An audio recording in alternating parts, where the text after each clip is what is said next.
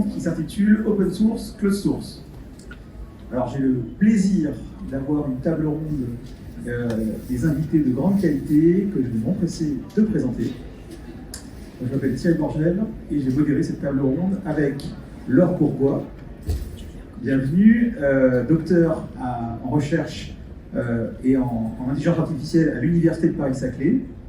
Et notamment, on travaille sur le projet Scikit-learn. Ah ouais, ça. C'est le kit du data scientist pour faire du machine learning. Voilà, Scikit-learn, donc en open source. Également, Michel-Marie Maudet, cofondateur et directeur général de l'Inagora, acteur clé de l'open source. Également, François Desmier, consultant, conseiller système d'information à la Maïf, qui a également un rôle au TOSIT, qui est une association open source, et qui intervient en tant qu'architecte sur la stratégie open source de la Maïf, à la fois en tant qu'utilisateur et qu'éditeur. Également Jean-Baptiste Kempf, président de Vidéolan, et qui a monté ce logiciel open source très connu depuis longtemps au sein de sa communauté et qui est engagé dans ses démarches open source. Et enfin, Aldric Feuillebois, directeur architecture, technologie et cloud chez DocaPost, qui pilote la gouvernance des technologies, des architectures et de l'expertise technologique DocaPost. Alors, écoutez, bienvenue. Et on va démarrer tout de suite cette... Et qui fait le close source là? Alors voilà, c'est un panel qui est un peu biaisé. Un peu biaisé par l'open source.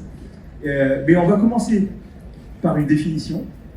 Et je vous propose de laisser la parole à Laure pour nous définir ce qu'est l'open source, ce qu'est le closed source, également quels sont les avantages des uns et des autres, et peut-être du fait du prisme LLM et du prisme IA, peut-être illustrer les propos avec l'IA. Bonjour, premièrement, je suis ravie d'être parmi vous. Vous m'entendez? Allô? Oui, ok. Très bien. Du coup, donc open source, est-ce que vous connaissez déjà la définition? Donc open source, c'est l'ensemble des logiciels qui répondent aux critères définis par l'Open Source Initiative, donc l'OSI. Concernant, alors il y a différentes licences concernant un code ouvert, consultable, distribuable et qu'on peut réutiliser. Donc il y a différents types de licences. Il y a la licence Apache, il y a la licence MIT, il y a la licence GPL, General Public License, et la licence BSD, Berkeley Software Distribution. Et voilà, donc c'est l'ensemble de ces logiciels. Et juste pour me présenter très rapidement, donc je suis professeur attaché à Saclay et aussi ingénieur spécialiste de Scikit-learn qui est open source aussi. Je ne sais pas où sont les acteurs du closed source, mais nous pouvons décliner Scikit-learn et l'embarquer dans des LLM pour faire du closed source. Et donc, je suis ingénieure de recherche à INRIA, l'Institut national de recherche en sciences du numérique.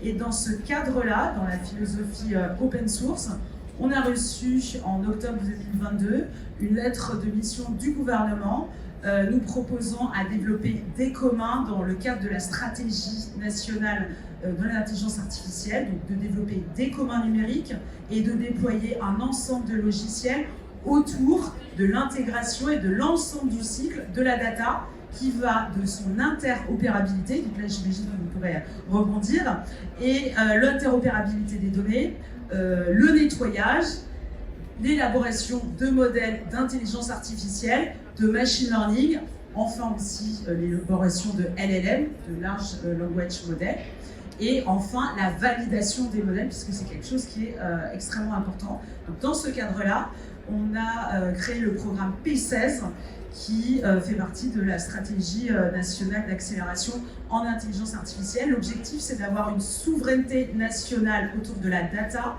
et de l'IA et de fédérer l'ensemble des acteurs de l'écosystème. Et dans ce cadre-là, Scikit-learn, c'est quoi? C'est une brique logicielle qui fait du machine learning et pas du deep learning. je laisserai les autres intervenants arriver sur ce cadre-là. Donc le machine learning, c'est une brique en dessous, disons que c'est une brique en dessous qui correspond quand même à 80% des cas d'utilisation en intelligence artificielle. Chaque mois, il y a 1 million d'accès à la documentation de scikit-learn. C'est le premier logiciel devant TensorFlow et PyTorch, puisqu'il y a 1,4 milliard de téléchargements de scikit-learn et presque l'ensemble de toutes les technos qui disent utiliser l'IA, c'est-à-dire et qui le font vraiment, ont une brique scikit-learn. Donc dans ce cadre-là, le gouvernement a proposé qu'on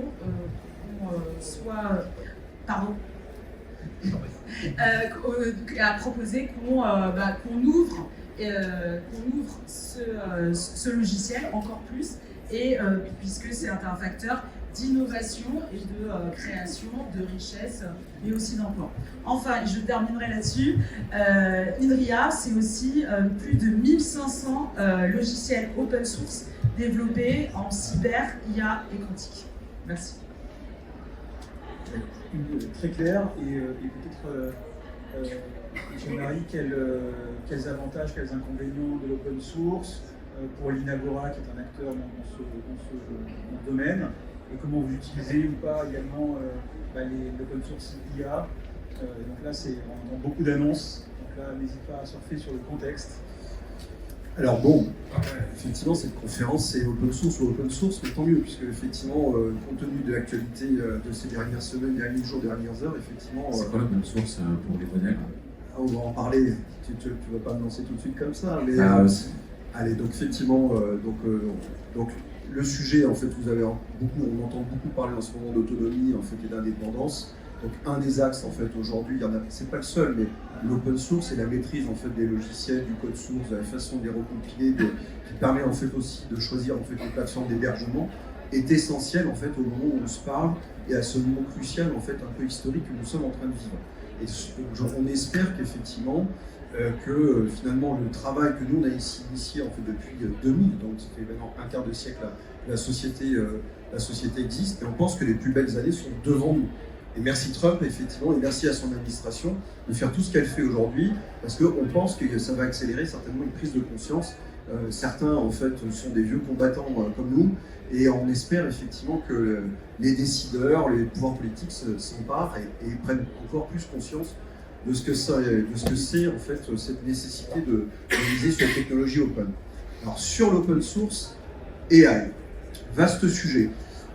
Parce qu'effectivement, dans le domaine du logiciel, on pouvait faire en fait deux grandes familles, donc le closed source et l'open source, dans les modèles, finalement, et en plus les modèles que vous pratiquez dans votre quotidien aujourd'hui, il y a une autre famille qui n'est pas très bien identifiée, qu'on essaie en fait un peu de masquer, qui est quelque chose d'intermédiaire entre closed source, donc les modèles en fait providés et fournis plutôt par les grands acteurs, donc OpenAI, Anthropic et plein d'autres, et puis des modèles open source. Il y a en fait quelque chose d'intermédiaire qui sont ces fameux poids, des modèles à poids ouvert, donc les fameux open weight, et tout le monde en fait les appelle par abus de langage, selon nous, des modèles open source.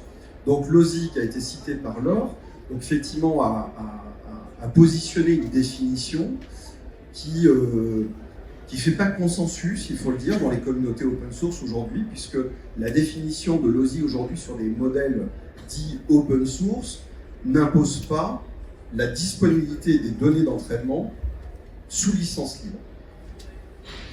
Et donc, moi ça m'intéresse d'avoir aussi le point de vue effectivement de Jean-Baptiste là-dessus, mais dans le domaine du logiciel, si on veut avoir cette maîtrise, de pouvoir le reconstruire en fait complètement, il faut qu'on ait en fait tous les ingrédients.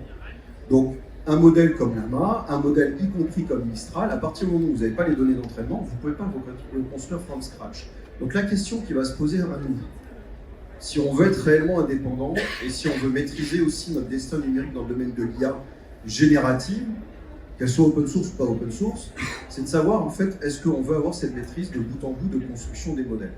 Et donc nous, on apporte une réponse. Donc effectivement, au-delà de ce qu'on fait à l'Inagora, donc on a lancé une initiative qui a maintenant 2 ans, qui s'appelle OpenLLM France, qui est en fait une communauté qui vise à développer des communs numériques réellement open source, Donc vous comprendrez la distinction. Donc effectivement, pour développer en fait des composants ouverts, réellement ouverts, et donc ce qu'on a fait, c'est entraîner un premier modèle. Donc vous avez forcément entendu parler parce qu'elle est passée dans tous les médias, donc qui s'appelle Lucie. Et ce modèle fait partie des quelques modèles présents dans le monde, il n'y en a pas beaucoup, qui sont, nous, qu'on considère réellement open source, puisque on a publié l'ensemble des données d'entraînement, en plus du code source du modèle, et bien sûr de mettre une licence sans restriction d'usage sur ce modèle. Donc ça, c'est les trois caractéristiques de nous, ce qu'on appelle en fait un modèle réellement open source, donc une licence sans restriction. Je vous rappelle que par exemple, les dernières versions de Llama, on ne peut pas les utiliser en Europe. Le code source, un modèle qu'on a beaucoup entendu parler, DeepSeek, ces dernières semaines, alors même s'il y a eu, vous l'avez vu certainement la semaine dernière, tous les jours, ils ont publié un ensemble en fait, de composants qui vient expliquer ce qu'il y a dedans, mais on n'a pas la totalité en fait, du code, d'où en fait nombreuses initiatives qui ont été lancées dans le monde, comme celle de GreenFace qui s'appelle OpenR1, qui en fait cherche à faire en fait une sorte de rétro-engineering en fait pour comprendre et de réentraîner un modèle qui aurait les mêmes caractéristiques que DeepSeek, mais avec finalement toutes les caractéristiques en fait d'un modèle complètement open source. Et puis les données d'entraînement. Et donc juste pour vous donner, je terminerai là-dessus. Donc effectivement, si vous allez sur le site en fait sur la zone de GreenFace de Lucie, en fait d'OpenLM avec le modèle, on voit qu'on a un ratio de 10 entre les gens qui téléchargent en fait le modèle et les données. Donc les données sont 10 fois plus téléchargées que le modèle.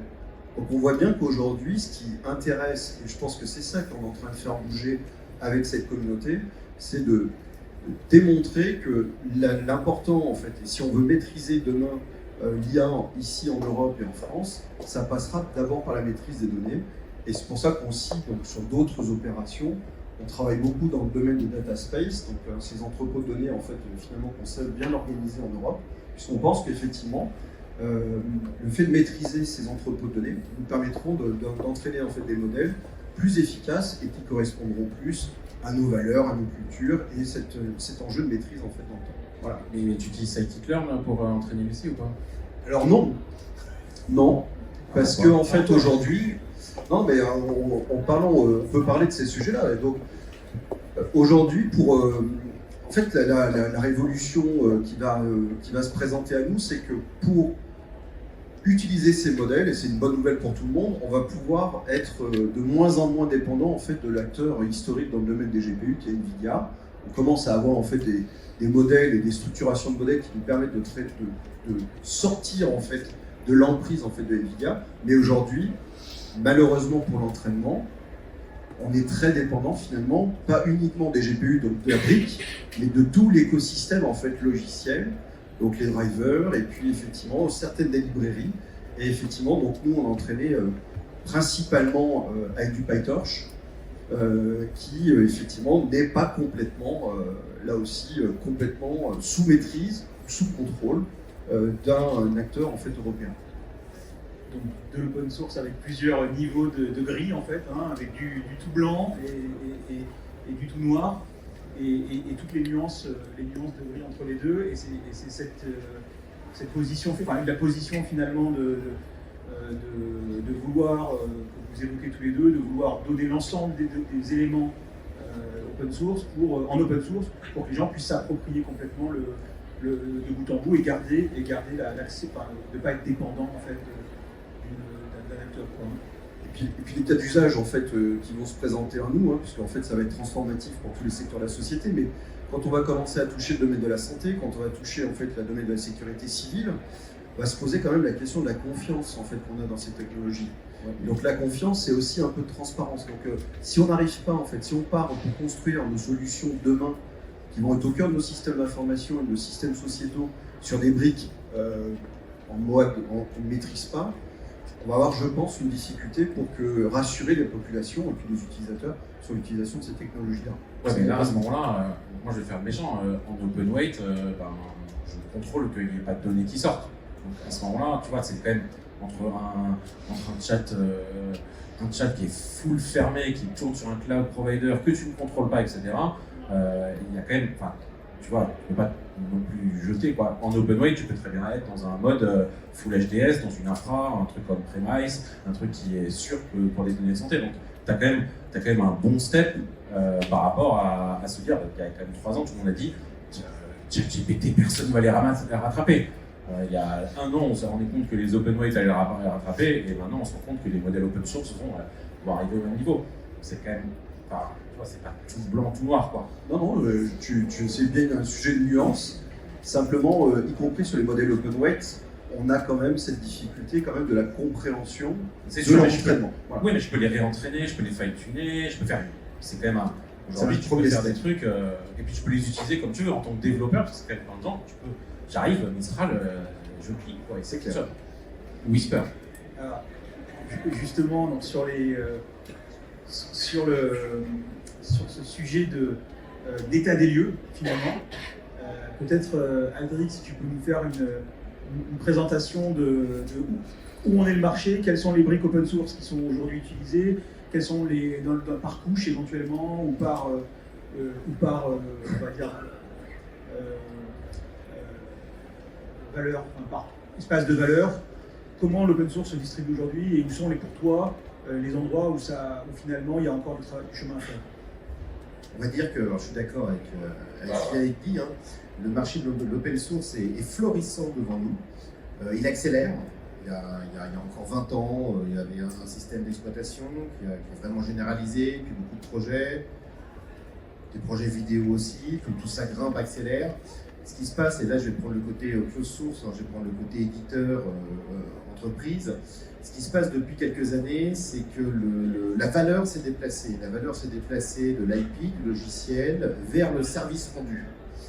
Et de plus en plus, moi industriel, je suis en face de clients qui sont de moins en moins intéressés par comment c'est fait et de plus en plus intéressés à comment je l'utilise. Et donc cette chaîne de valeur est très profitable à l'open source. Pourquoi? Parce que le service rendu, c'est bien sûr du code, c'est de l'exploitation, c'est du cloud, c'est du support, c'est de la sécurité, que des valeurs qui sont défendues par l'open source, l'ouverture de code, la transparence, le fait qu'il y ait des communautés qui défendent. Donc là, en ça, je rejoins complètement le sujet de l'open source à un avenir florissant devant nous, et ce sera de mieux en mieux. Toutefois, il ne faut pas oublier non plus que l'open source a un pendant, qui est que quand on l'utilise, il faut avoir la compétence de l'utiliser. Ça devient compliqué pour beaucoup de sociétés qui n'ont pas forcément les capacités d'attirer des talents avec eux pour maîtriser l'intégralité des stacks d'open source. Hein, que quand on met le bottom, en fait, ça ne s'arrête jamais. Bon, il faut qu'on maîtrise l'intégralité de la stack. Et ouais, on peut demander à ChatGPT. Et de plus en plus, on a aussi des clients qui deviennent consommatrices. C'est-à-dire qu'en fait, le match est perdu. Ils se disent, on va carrément arrêter d'essayer de développer nous-mêmes. Je préfère prendre un service managé, un service tout fait. Et du coup, donc les deux doivent coexister en fait. Hein. Si le prix que tu mets dans ta licence éditeur, tu mets dans le salaire de tes... C'est à peu près équivalent. C'est une question de choix d'investissement quelque part. Il y a des sociétés qui n'ont pas ce choix d'investissement. Là, tu parles parce que nous, on est dans l'IT, donc on est très proche, on sait comment faire. Prends une société, par exemple, qui fait l'embouteillage de pots de yaourt. Ça va être assez compliqué pour eux. Non, mais je prends un exemple comme ça, parce que ça va être assez compliqué pour eux de recruter et de retenir des compétences pour le faire. Ces sociétés, parfois je les ai en face de moi, me disent, moi je préfère prendre une licence en fait, je préfère prendre un logiciel complètement en mode support. Si j'ai un problème, je vous appelle. Parce que de toute façon, je n'ai pas la capacité à le faire en interne. Donc les deux existent. Ce modèle-là, ça peut s'appliquer à l'open source aussi. Il y a de plus en plus d'entreprises qui sont... Exactement. De structures qui sont... On peut aujourd'hui livrer de l'open source en mode support. Vous en êtes des fiers représentants, hein, d'accord. Non, on a des partenaires qui le font. Donc les deux, tout ça pour dire sur le sujet du marché de l'open source, les deux se renforcent, l'un renforce l'autre. C'est plus le même marché qu'il y a 10 ans où on avait une IP, un logiciel, on vendait cette IP, le client l'exploitait lui-même et se débrouillait, c'est fini. Maintenant c'est une chaîne de bout en bout.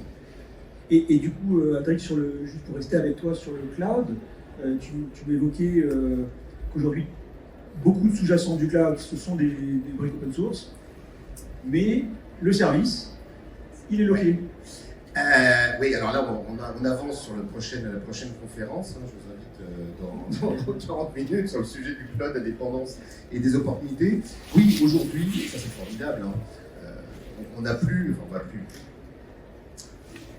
Je fais partie des défenseurs et d'autres à cette table, je le pense aussi. On a la capacité en open source d'être indépendant. D'être indépendant sur nos stacks de virtualisation, nos stacks même de cloud. Il manque des briques, parfois il faut un peu bricoler.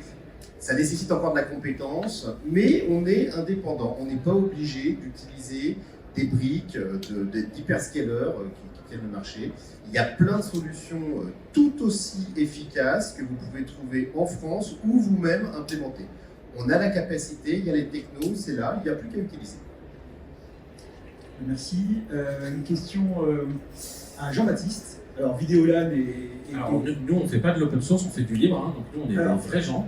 Alors, présente. Je vais expliquer. Nous, des gens comme les gens autour de Vidéolan, de PHP, de Apache à l'origine, de Linux, en fait, c'est vraiment des communautés qui font avec des gens qui bossent ensemble, qui se rendent pas compte, qui travaillent ensemble dans la vraie vie, qui se parlent sur IRC. Donc pour ceux qui ne savent pas, c'est Slack, mais pour les vieux. Et des mailing lists, hein, c'est pour les gens qui ne savent pas utiliser Gmail, aussi pour les vieux. Et grosso modo, c'est des gens qui ont créé des besoins, et c'est souvent des besoins de développeurs. Alors, dans la vidéo, c'est parce qu'en fait, il fallait regarder des films après avoir connu toute la journée. Mais il y a pas mal de communautés, et c'est des vraies communautés qui, contrairement à beaucoup de logiciels open source, sont faites ad hoc. Alors, et la remarque, elle est simple, hein, vous avez déjà essayé de contribuer à Android. Android, c'est open source. Vous avez essayé d'envoyer un patch à Chrome, c'est impossible. Évidemment, c'est quasiment impossible. C'est une société, un vendor ou un duopole de vendors qui a un contrôle intégral sur une codebase et il décide. Et donc, moi, quand on me demande c'est quoi la prochaine release de VLC et il y a quoi dedans, la réponse c'est ce que la communauté va faire. Et ça, la plupart des logiciels open source, et notamment pour les stacks cloud ou autres, en fait, c'est open source, mais le reste, ça reste une boîte, il y a un PM, il y a qui a décidé, il y a un marketing qui a décidé que, etc. Alors que nous, on vient vraiment du monde où c'est les utilisateurs et les gens qui arrivent et qui rajoutent des fonctionnalités parce que ça les a fait kiffer, parce que c'était utile. Et donc, par exemple, l'exemple typique, si vous regarderez dans VLC, la prochaine fois que vous regardez un film français et que vous êtes en train de vous endormir, il y a un filtre qui s'appelle Puzzle. Vous cliquez, et c'est un puzzle, et tu peux cliquer, et tu peux déplacer ta vidéo, ça devient un puzzle, et tu déplaces ça pendant que tu regardes. C'est absolument débile. Pourquoi? Mais c'est pas ça, c'est qu'en fait, c'est exactement le point, c'est que l'architecture de VLC, elle est faite telle que tout est des modules, donc en fait, un module, il complexifie pas le reste de l'archi, parce que l'archi de VLC, elle est super belle. Et surtout, c'est un prof qui voulait enseigner à ses élèves les courbes de Bayes, courbe bayésienne, hein, je vous conseille, c'est très intéressant. Et donc, en fait, faire des puzzles, c'est une vraie utilisation des courbes mathématiques pour comment tu dessines ça. Et il a envoyé le patch dans VLC, le patch, il était propre, quoi. Il a mis 1500 lignes de code, et on l'a mis. Mais évidemment, j'aurais un truc classique avec un PM, un chef marketing, etc. Il m'a dit non, jamais, ça sert à rien, etc. Là, le code, il arrive, le code, il est propre. Je lui dis, non, il faut nettoyer ça, le mec le fait, ça rentre. Et en fait, VLC, c'est le logiciel français le plus utilisé au monde, de très loin. Bon, aussi le moins rentable, de très loin. Mais il y a des mecs qui utilisent le truc du puzzle. Alors, comment je sais? Il y a un mec un jour qui m'envoie un mail. Bonjour Jean-Baptiste, j'ai un problème, j'ai un bug, je sais que c'est un peu bizarre, mais le puzzle il est trop facile. Effectivement, parce que dans l'UI que j'avais codé, il y avait écrit 16, colonne, 16 lignes. Voilà, tu sais, dans 256, c'est vraiment trop facile. Moi, je le fais en moins de 2 heures, alors que j'ai des films un peu longs. Donc voilà. Et donc, il y a des fonctionnalités comme ça, j'ai des conneries comme ça, j'en ai plein. Mais en fait, c'est vraiment intéressant parce que là, on n'est vraiment pas à discuter d'ouverture, etc. Là, c'est les utilisateurs, c'est les vrais gens qui ramènent des fonctionnalités. Alors, c'est vrai, tout le monde ne peut pas le faire. Mais quand j'explique que le corps de VLC, c'est moins de 8 personnes, les gens me disent ah bon? Bah ouais, et puis comment j'ai repris VLC en 2005, on était 2. Mais il y a plein de gens, chaque année, on a à peu près 100-150 contributeurs qui viennent. Et ce qui est cool, et ça c'est important pour les devs, les gens qui ont codé VLC, ils avaient 22, 23 ans, c'était des étudiants, ils n'étaient pas plus intelligents que moi. Et juste personne leur a dit non.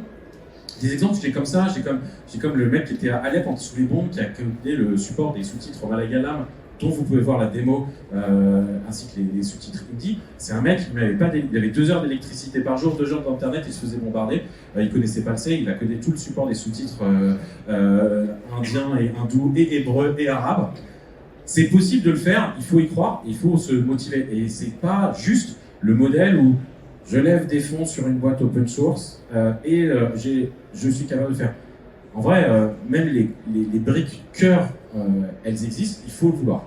Et il y a même plein de sociétés, et là je vais passer la parole à mon voisin, qui ne sont pas des gens à qui on s'attend de voir de l'open source, et pourtant ils pondent des trucs open source, et ça je dois avouer, la première fois que je vous ai vu, j'étais un peu étonné. Dans tous les cas, l'open source, que ce soit open source libre ou quoi, ou même l'open source, ça commence par les lignes de code de toute façon. Donc, ChatGPT, on l'a plus codé, je te rappelle. Ouais, pardon. Cursor. Il va apprendre le manuel et tout, on espère. Non, mais donc nous on est la Maïf et on a la particularité d'être éditeur de logiciels open source, alors on est une mutuelle d'assurance. Je dis mutuelle d'assurance, je dis pas assurance, c'est tout à fait volontaire parce que c'est pas du tout le même modèle économique qu'une assurance normale. Et vous pouvez vite voir le rapprochement avec le côté open source, c'est que dans la mutuelle, en fait, c'est des gens qui se réunissent pour créer qui cotisent ensemble pour créer un fonds pour s'auto-assurer les uns les autres. J'ai une question. Ouais. Tu sais combien d'adhérents à la Maïf savent ce que c'est une mutuelle d'assurance? À la Maïf, on dit sociétaire. Ok. C'est important. Ouais, si tu veux. Combien de gens savent? En fait, combien de gens savent? En pourcentage? En fait, on a 5%? Non, je pense qu'on peut atteindre plus de 50% du fait de la population historique. En fait, Sur VLC, au téléchargement, on avait demandé aux gens combien savaient ce que c'était l'open source. On était à 0,001% des téléchargements de VLC. En fait, on a la particularité. Non, le truc était fait que tu pouvais pas ne pas répondre. On a appris des pires. En fait, on a la particularité historiquement de venir du monde enseignant avec des personnes très impliquées dans le modèle mutualiste. On a vraiment des gens qui sont juste sociétaires, qui se font élire pour participer au conseil d'administration. Ils y viennent par an. Il y a vraiment un modèle économique qui est très particulier. Alors, ça se dissipe dans le temps, ça se dissout, on va dire. Plus ça va, plus on s'est ouvert à d'autres publics. Et cette culture, elle a sous-tendu le fait d'aller faire du vrai open source? Elle a sous-tendu, non, elle a confirmé l'ambition. Tu vois, ça nous a motivés aussi quand on se rend compte qu'on était dans les gènes de l'entreprise. Et donc la Maïf, c'est éditeur de logiciel ou pas? On édite, mais après on édite un logiciel qu'on utilise nous à Ordu. On n'est pas éditeur dans la position où on vend du logiciel, on ne vend pas de support non plus, on ne fait pas tout ça. Par contre, on a des besoins, on a développé des solutions. Ah, mais c'est faux, on en est disponible. Allons sur notre définition de l'open source en fait. Juste le code source est publié, il est accessible à tout le monde, il est libre, il est réutilisable. Ah oui. Voilà. Sinon, c'est du shared source. Libre et utilisable. Pour le coup, il n'est pas libre, il est sous licence à page 2. Oui. C'est pas tout à fait libre.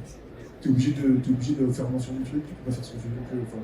Juridiquement, c'est fichier quand on en parle, mais juridiquement, c'est pas tout à fait libre. François, du coup, à la Maïf, vous avez les deux rôles, éditeur et utilisateur, et dans l'utilisation, vous avez quand même des principes. C'est ce que éditeur, contributeur, utilisateur. Parce qu'on contribue aussi à des et vous contribuez à certaines communautés. Voilà. En fait, nous, c'est un. Parce que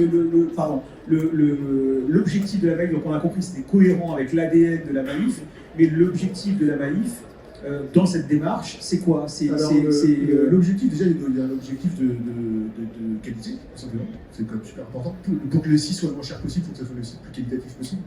Un site qui tombe pas en panne, c'est moins cher qu'un site moins cher qui tombe en panne.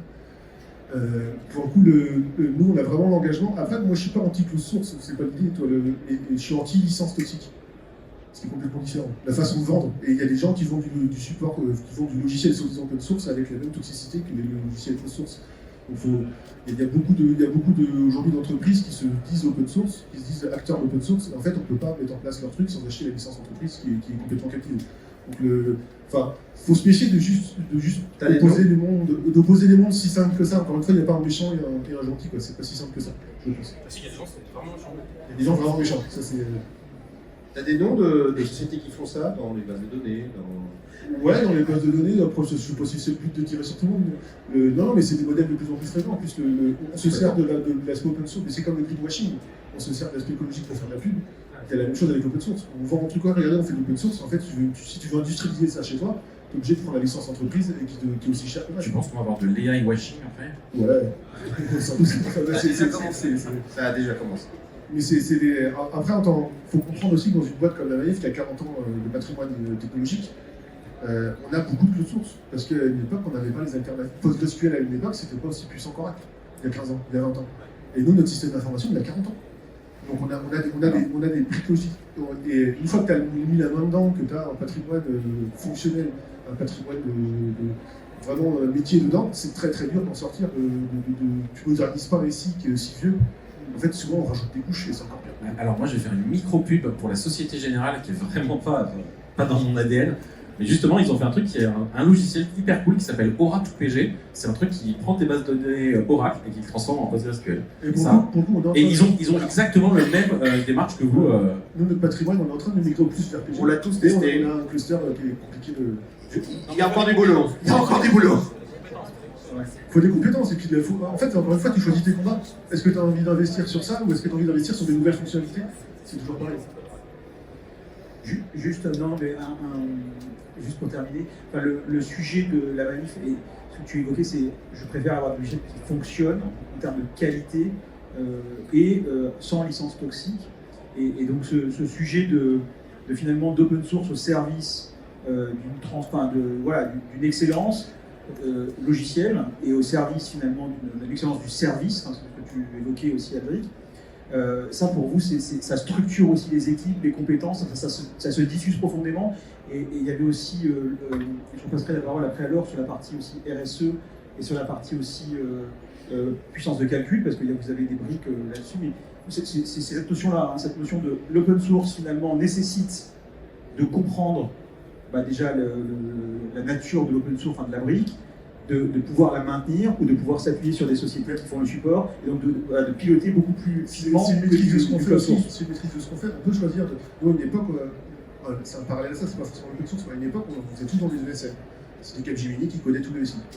Et on s'est rendu compte au bout de 10 ans, mais putain, merde, nos SI, on sait plus comment ils marchent. Mais du coup, on a réinternalisé plein de compétences et c'est aussi ce qui nous permet de faire cette C'est un moyen, voilà. C'est qu'on a recruté plein de devs, plein d'ingénieurs. On les a formés, on leur a laissé le temps. On leur laisse le temps dans leur activité quotidienne de contribuer à des projets open source. On ne leur dit pas, dans la roadmap produit, dans le backlog, il n'y a pas ça, tu perds du temps, tu perds des heures. On leur laisse le temps de le faire. Et enfin, c'est vraiment une culture. Et il faut comprendre que on fait ça parce que au niveau éthique, c'est cool.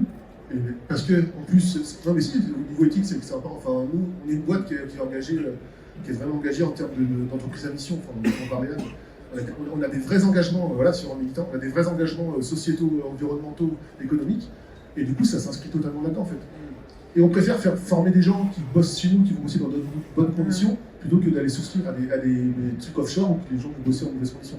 Chercher à comprendre comment ça fonctionne et à optimiser. Et je redonne la parole à Laure justement pour finalement ce besoin de comprendre et de mettre les mains dans le cambouis nécessite des briques. Et donc là je crois que l'INRIA, vous avez des capacités que vous mettez à disposition également. Oui,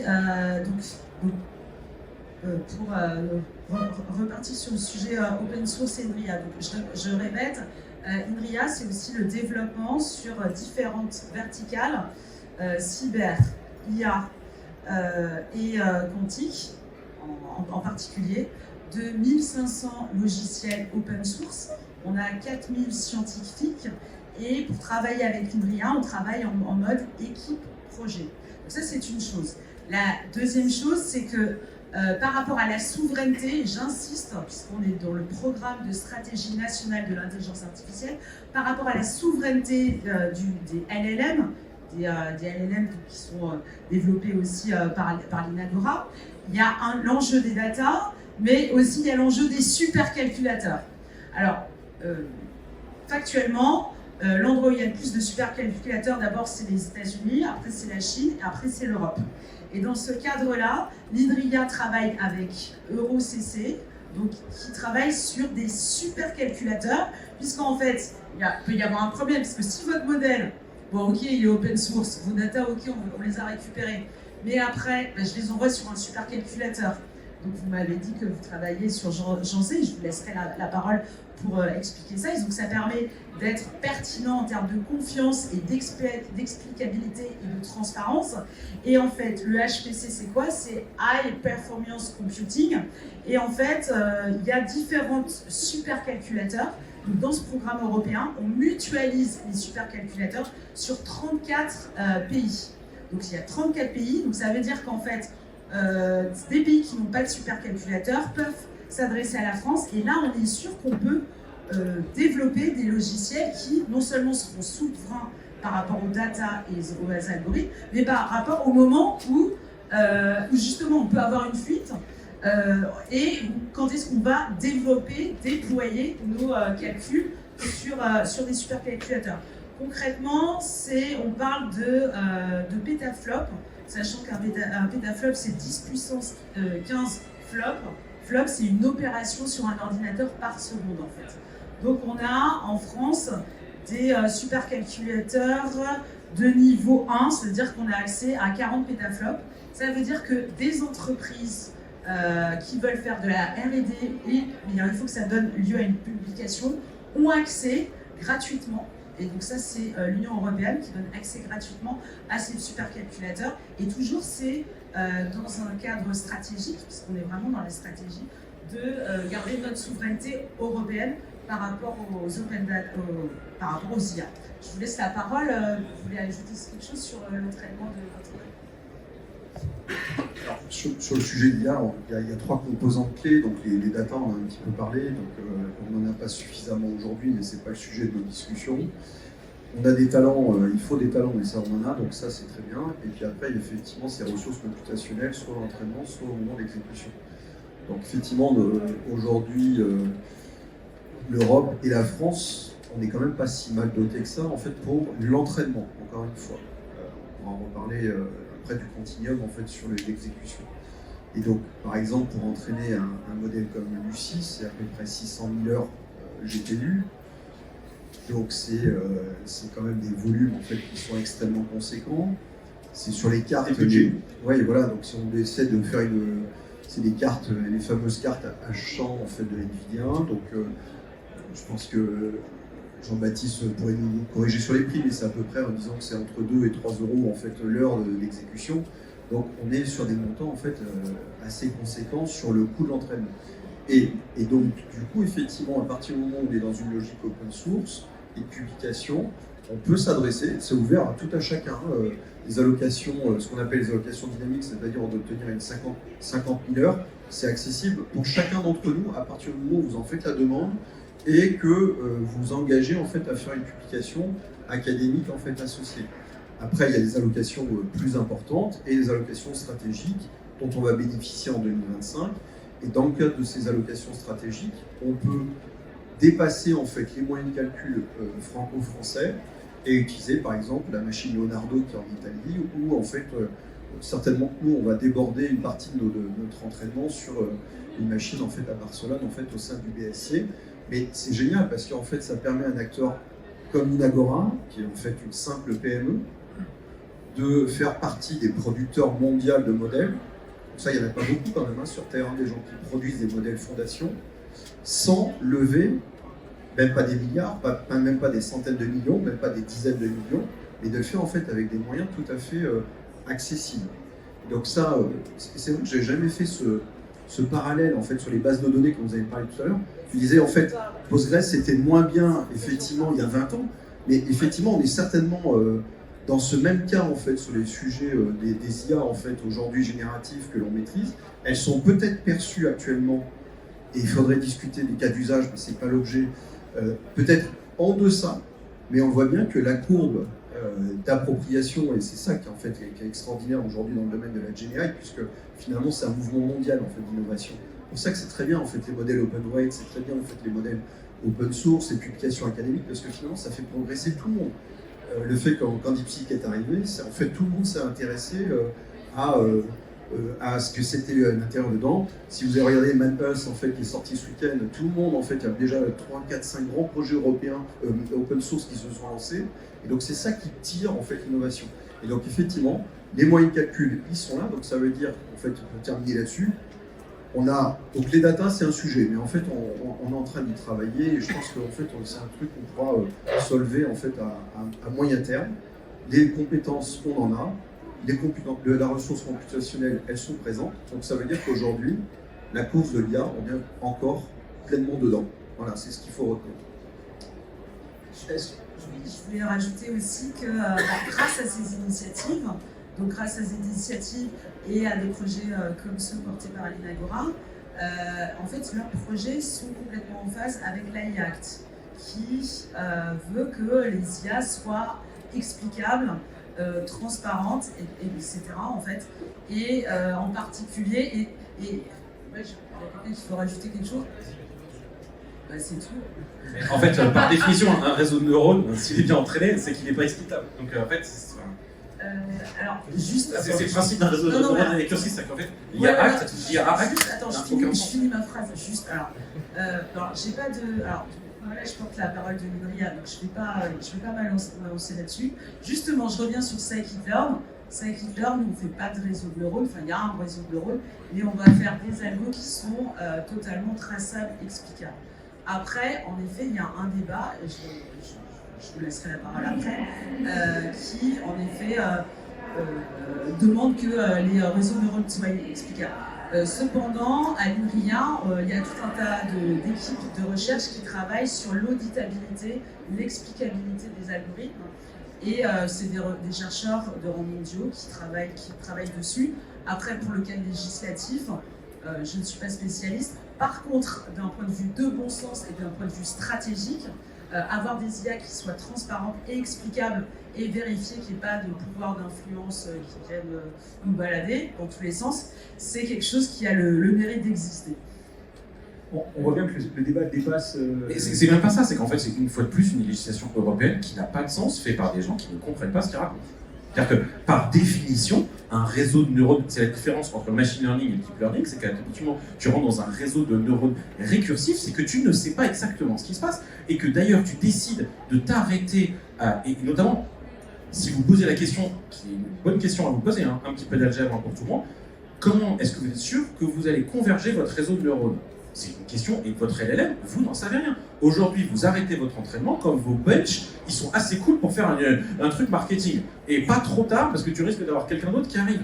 En vrai, c'est ça. Donc, arriver l'auditabilité, c'est pas du tout l'explicabilité, et les IAC ne comprennent pas ce qu'ils ont écrit.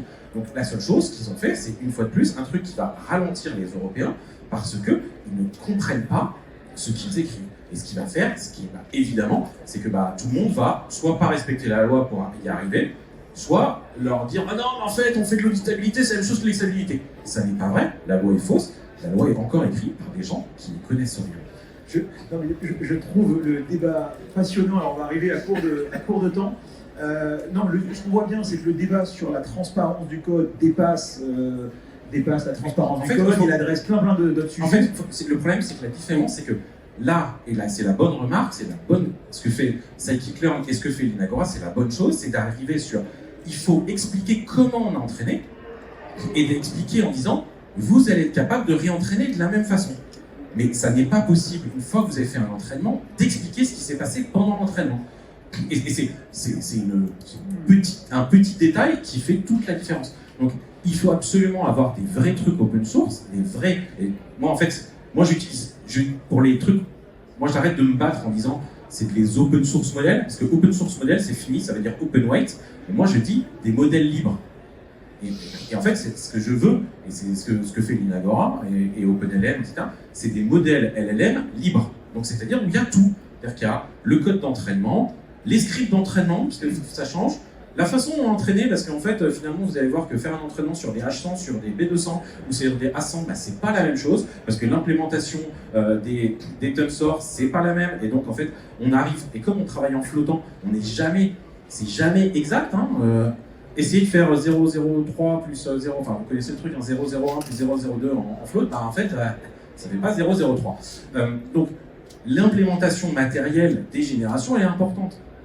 Donc, il faut dire, et c'est le bon message, c'est de dire, il est important de maîtriser toute la stack. On a des gens sur toute la stack, sauf sur les chips. Aujourd'hui, on n'a personne pour les chips, il n'y a personne d'autre, il y a un acteur mondial qui fait de l'entraînement. Tous les autres, c'est une blague, une demi-blague pour le moment.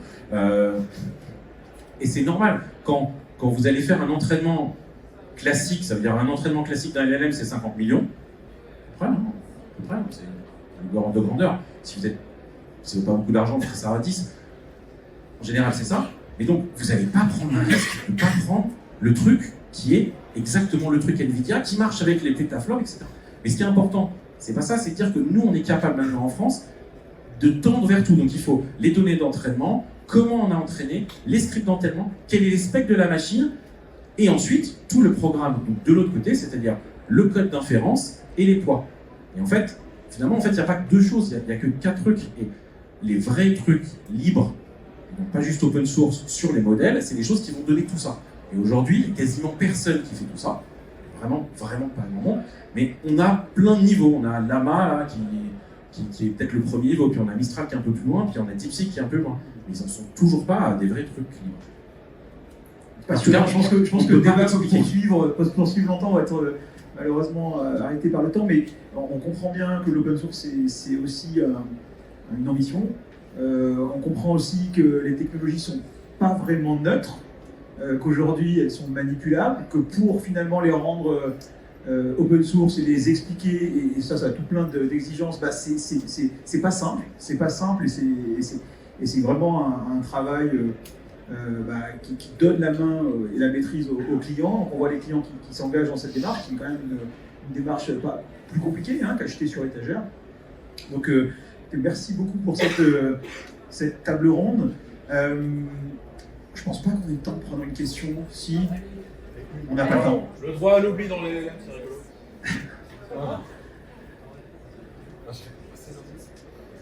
On n'a pas le temps. Je suis désolé, on n'a pas le temps, mais en dehors de la conférence, feel free de poser des questions. Merci beaucoup.